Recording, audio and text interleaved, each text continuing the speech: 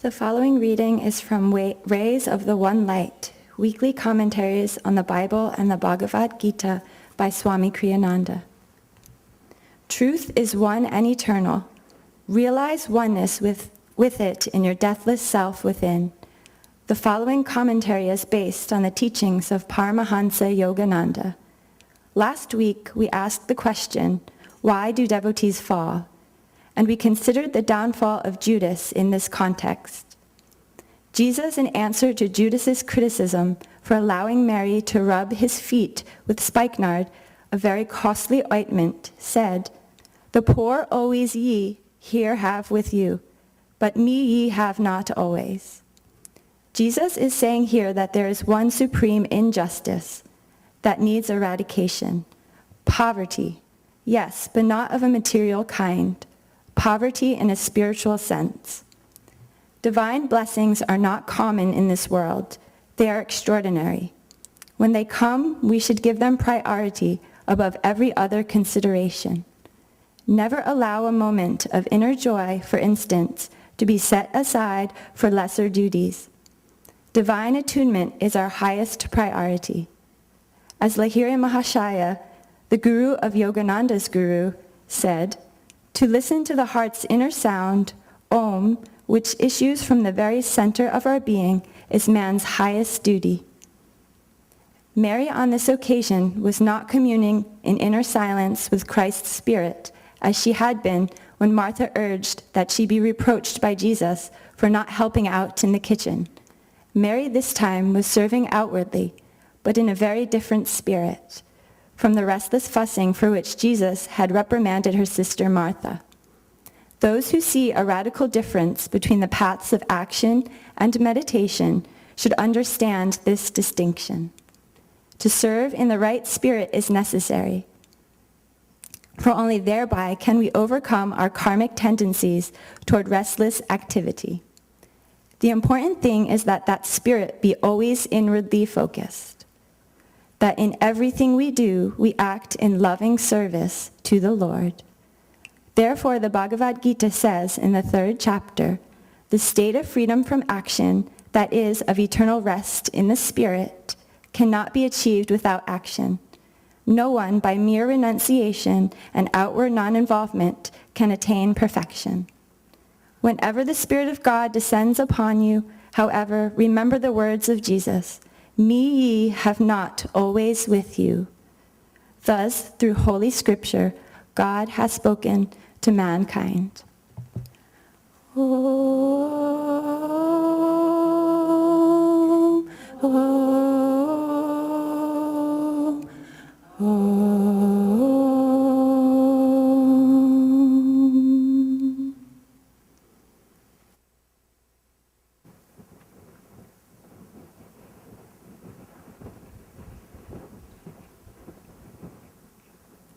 Good morning. So the subject this morning, thank God, is how we rise. And the reading talks about two aspects of that. The first is to go more by intuition rather than the mind. You know, in the West, we are pretty fond of the mind. We're trained by the mind, and it tends to sort of lead. But in this teaching, this spiritual teaching, it's saying, lead from intuition.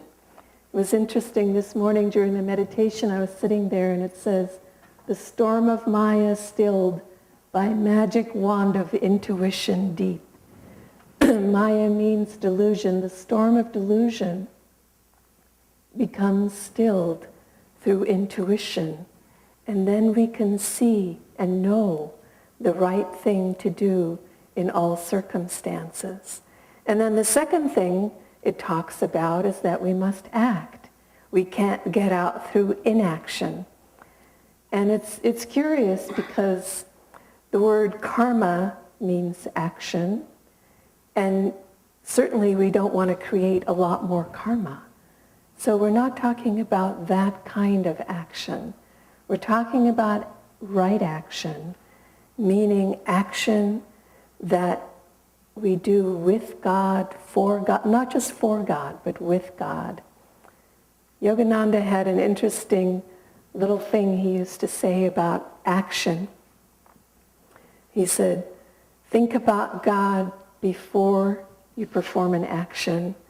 Think about God while you're performing the action. And think about God after you've performed the action. And I thought that was sort of sneaky, because when you think about it, it means you're thinking about God all the time, because when we're awake, we are typically in action. So if we can do it, it seems so simple, but when we can do it, when we try to do it, it's like meditation for those of you, I'm sure most of you who have tried it, you know how difficult it is to still our thoughts and to still the heart. And so the same in action. We remember God, sorta, as, some of the time, but we want to be in that remembrance all the time. And that's the action that will free us spiritually. Yogananda, in his autobiography,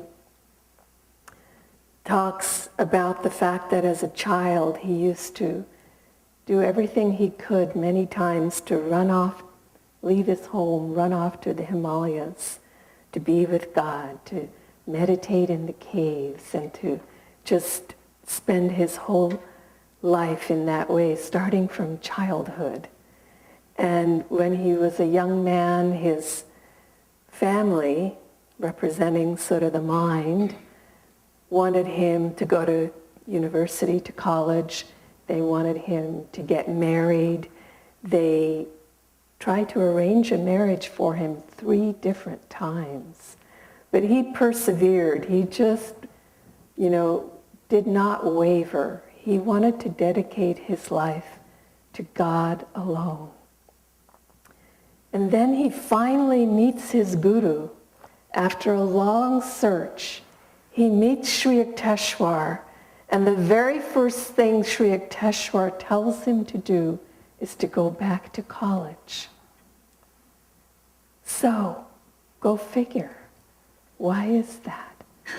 How is that different? It's not what we're doing. It's why we're doing it. It's our intention, and it's how we're doing it. Sri Yukteswar knew that he was going to come to America in the early 1900s, dark-skinned, Indian, young, very youthful, 27 years old. And he was going to try to show the underlying similarity between the teachings of Christ and Krishna to a conservative Christian nation. He knew that a college degree would make people listen to him more and respect him more and even be willing to hear. And so he had to go back to college. I know for me, I received Autobiography of a Yogi from a friend and heard about Swami Kriyananda, a direct disciple, starting a place called Ananda in the Sierra foothills. I was 19 years old. And I was going to Cal Berkeley, to the University of California at the time. And so I went on retreat and I met Kriyananda. He was doing all the teaching at that point, and it was very small. It was 1970. And Ananda had only been in existence for really about a year. So it was pretty rustic. But I felt from him the same vibration that I felt in the book, Autobiography of a Yogi. And it had a powerful magnetic attraction for me. I wanted that joy. I wanted that peace.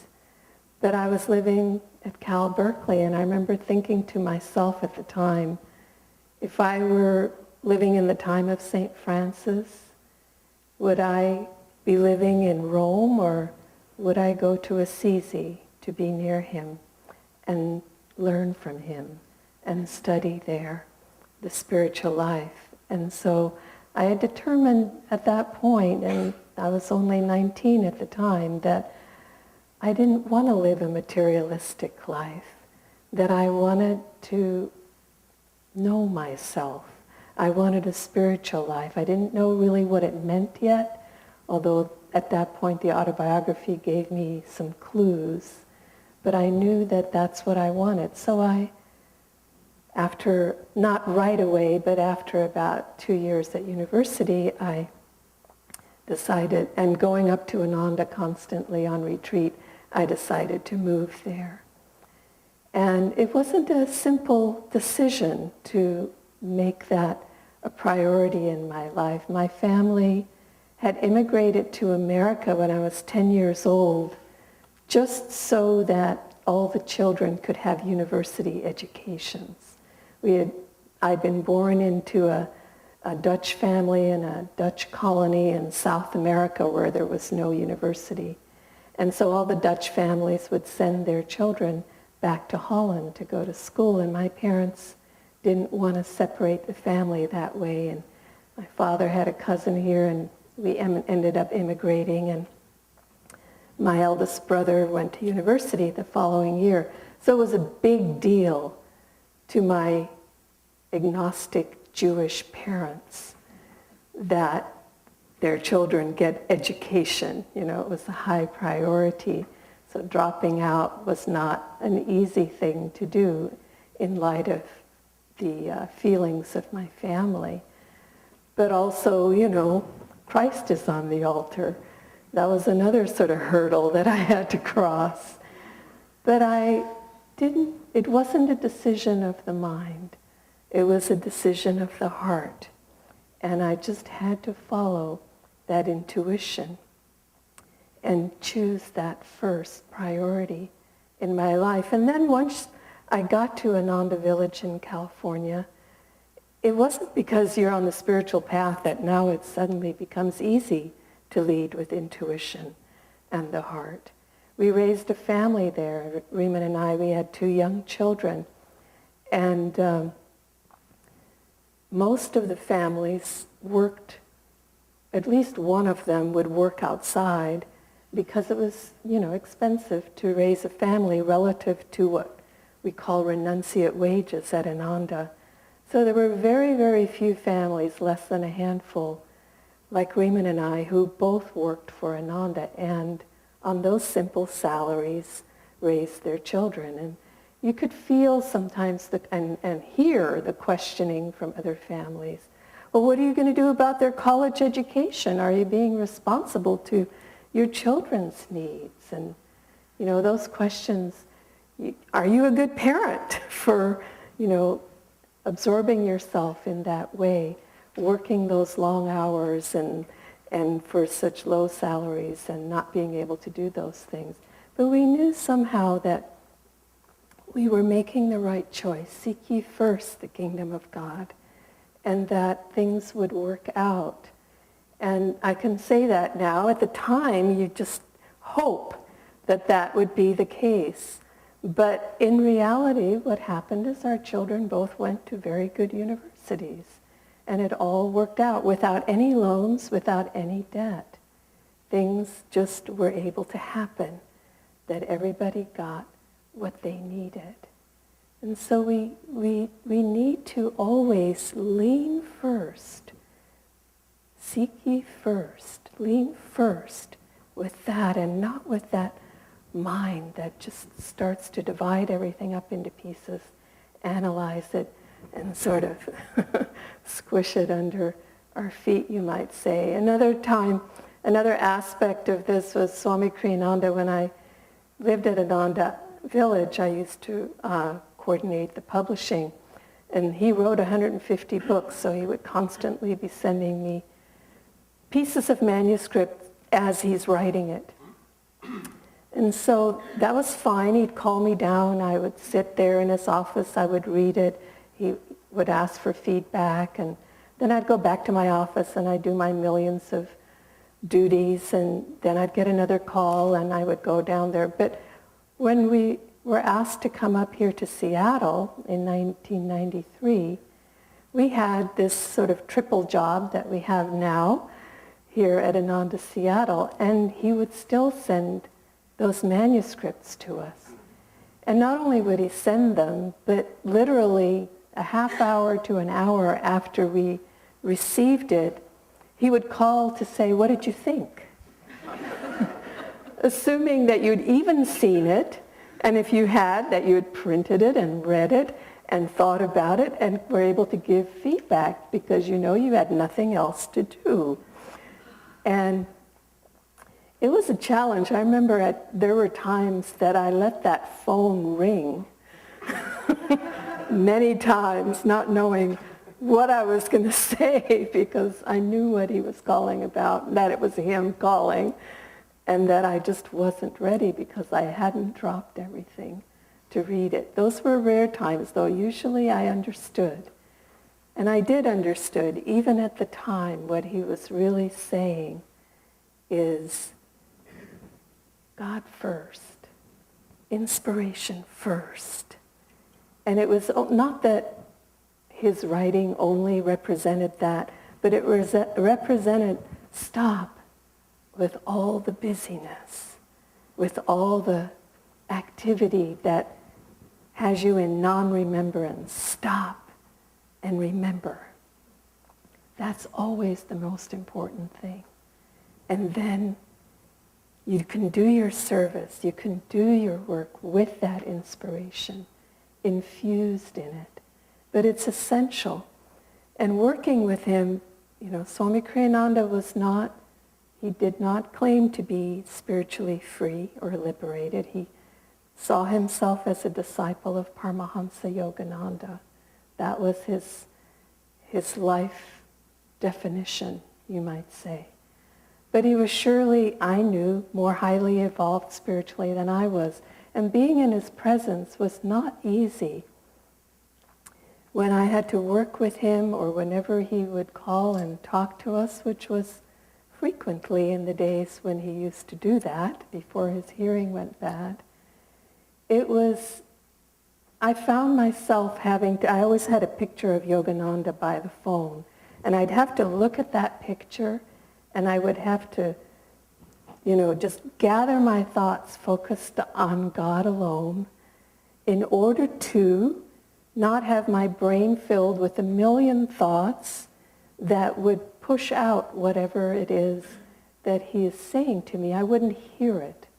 You know how it is if you have a room with 10 people in it and somebody talks for a few minutes and then you ask all 10 people what was just said and they all say something different.